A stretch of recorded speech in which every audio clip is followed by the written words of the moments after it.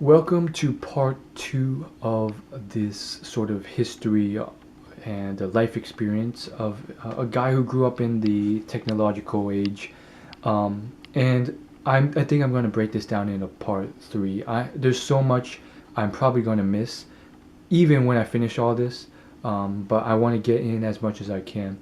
So in part one, I talked about my life experiences with from dial-up internet, well, from no internet to the introduction of dial-up internet to fast internet to fiber optics, and from computers to the big hulky slow ones to the faster ones, the flat screen ones, and the awesome Dell keyboards to what it is today, and how my dad always kept up with technology and was just really into it, and he still is.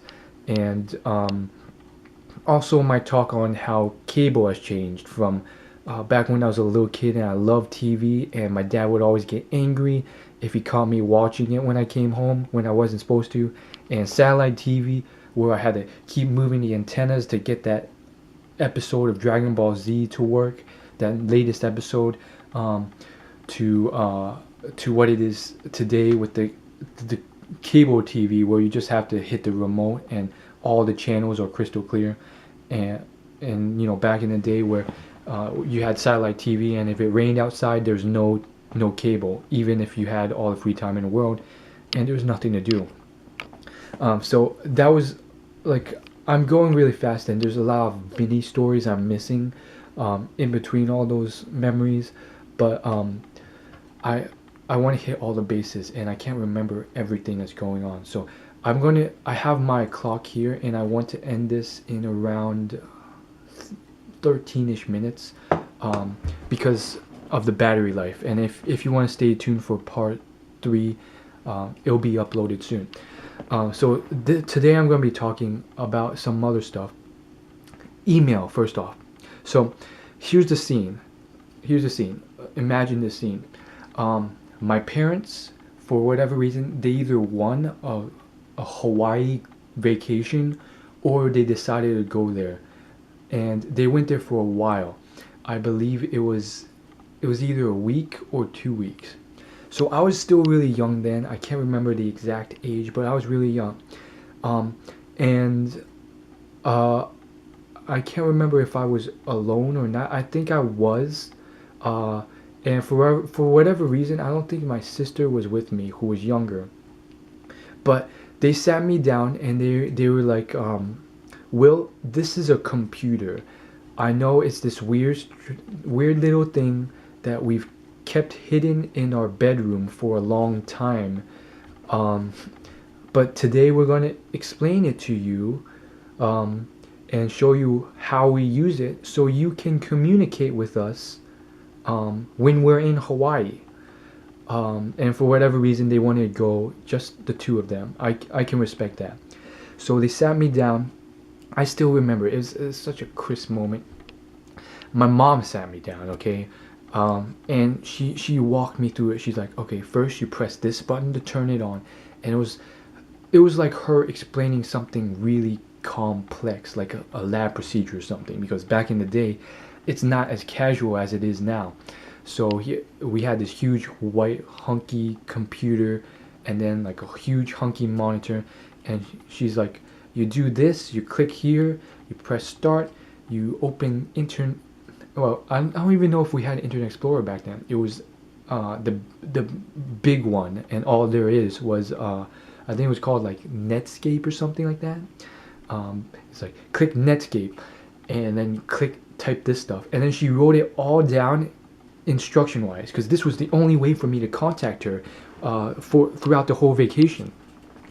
And so I remember doing all this, and basically it was to get to Yahoo Mail, which was like the one and only big email provider in the day. So she's like, "This is something where you can electronically communicate with us." So she's like, "Now you can type whatever you want here, and then you can send it to us, and we'll be able to read it when I check my mail in Hawaii." So I was like, "Oh, this is pretty cool." And I remember during her whole vacation, I think I only sent it like 2 or 3 times. And then I think like the time in between, I got really frustrated because I was like I poured out this long letter that was pages long, and for whatever reason, I closed out of the browser or something stupid without saving it by accident, of course, and it was all gone. So I restarted the whole thing, and I was like crushed, and I was like, "Dear mom, I wrote this long letter for you, and I I forgot to save it, and I accidentally exited it out, and I didn't send it." And then like she wrote back saying something like, "It's okay. Thank you for writing this letter. We'll be back home soon." Blah blah blah. So that was my first introduction to email, the next big thing. Before that, we wrote letters. We sent them in the mail, and we talked on the phone using our house phone to people those my relatives in China, and those were huge. Like that's all. Like not so much letters, but we used the house phone a lot, and there was only one line, and even my little sister, the culture was like that phone was like really big. So my parents talked on it a lot, and then my sister eavesdropped a lot, and I used it not a lot, but on occasion, for whatever stupid reason. I guess to call my friends or whatever. But that was big in the day. That was all there was. Um, and it's still there. I mean, you all have a house phone, right? Um, so that was probably my first introduction to the internet, I think.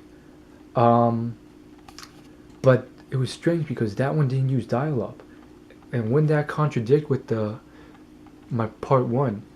Okay, I don't know the specifics, but I feel like that either came, maybe that came, no, I'm pretty sure it came before dial-up. So there must have been some service that didn't require dial-up, or at least America Online dial-up, that accessed the internet. But it was slow. I remember it was really, really slow just to get to yahoo.com. And there's a lot of junk and adware and pop-ups and stuff. Um, and so I guess that came before dial-up, and then after dial-up is what we know today, more or less. So that was my introduction to email. So now we're going to transition to. You guys want to hear first about the cell phones, or okay, we'll do cell phones first, and then we'll come back to.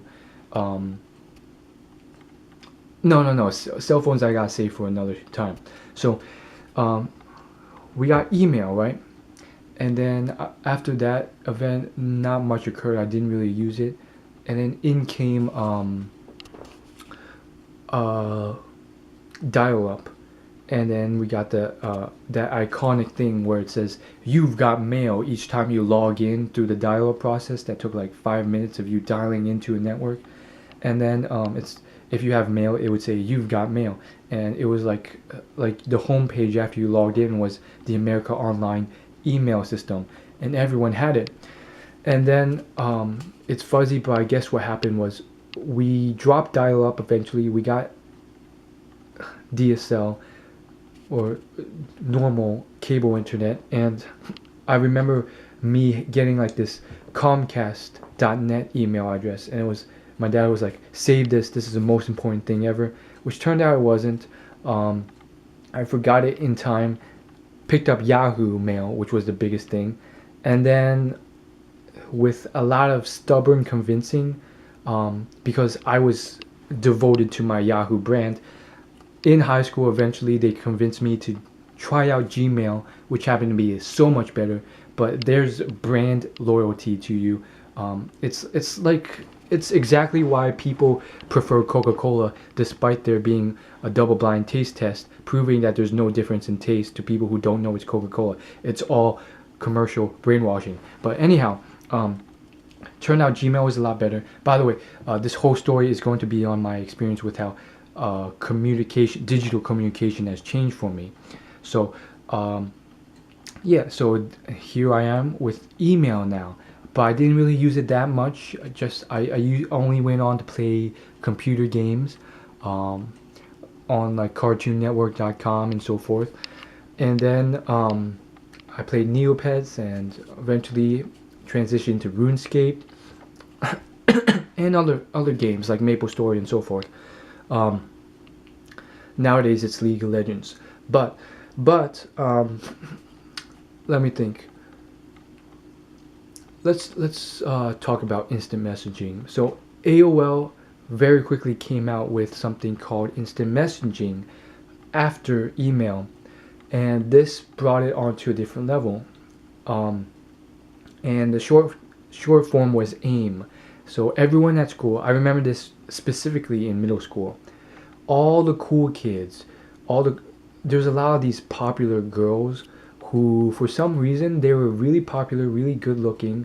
All of them were usually white, brunettes or blondes, and for some reason they were also in the GT program. So they were technically good looking and smart too, but they weren't in all the GT programs, whereas I was. Um, Actually, at the time I wasn't. But the point is, um, they were really snobby. And no, they never asked me for my aim, but they were always talking to the other, jock. Well, they weren't really jocks back in the day. I mean, this is middle school, but the athletic or good looking guys, and they were like, you know, add me on aim and so forth. And that was the shorthand for it. Um, and that was the big thing in the day. Aim, aim, aim. Tell me your aim scream name. And basically what it is instant messaging. So you can go online, you can check your buddy list to see who's online, and they would just talk for hours, and you could change your font and text color, and it was this really cool thing, and it was like, wow, we can just instantly talk, and it's free, and we don't have to buy anything, and it was the hugest thing ever at the time. And I even got a few people where I added on AIM that I knew at school, but more or less, like we talked, but I just thought, why talk so much about what? Um, but they were all for it. Like, it was more so the girls talking with the other popular girls on AIM and asking them for their screen names and saying in class, I talked to you on AIM about it the other night, or some sort of inside joke on AIM, which stood for AOL Instant Messaging, which was a big thing. And then like the competitors, you could say, were Yahoo Messenger and MSN Messenger, which, by the way, I feel like they're still in use for whatever reason nowadays. But nowadays there's Skype and Facebook Instant Messaging, which came in like later. And it was crazy because I called it a long time ago. I'm like, if Facebook could implement this instant messaging into the system, they would completely knock out all this competition, because the whole competition of AOL and everything else centered on their instant messaging process. And if they don't have that, and if Facebook integrates it, Facebook has complete control of social networking. And eventually they did. It took them some time to get it done, and after they got it done, they upgraded it tremendously, like almost every like few months to what it is now.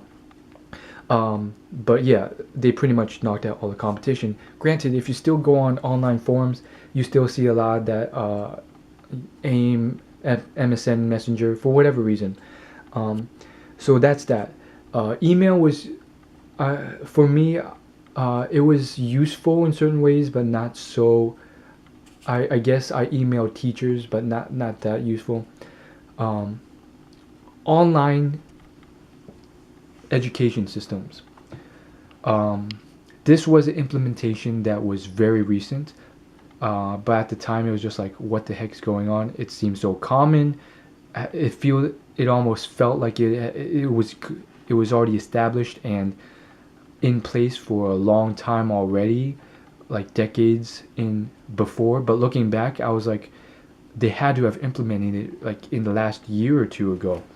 But in middle school and elementary school and high school, all my teachers, especially after middle school, they would always say at the beginning of the year something like, we've just implemented a new online service. And it was mainly towards the end of middle school and high school, but they would say it so colloquially, like, "Oh yeah, this has been going on for decades now." But looking back, it must have been really recent. But they would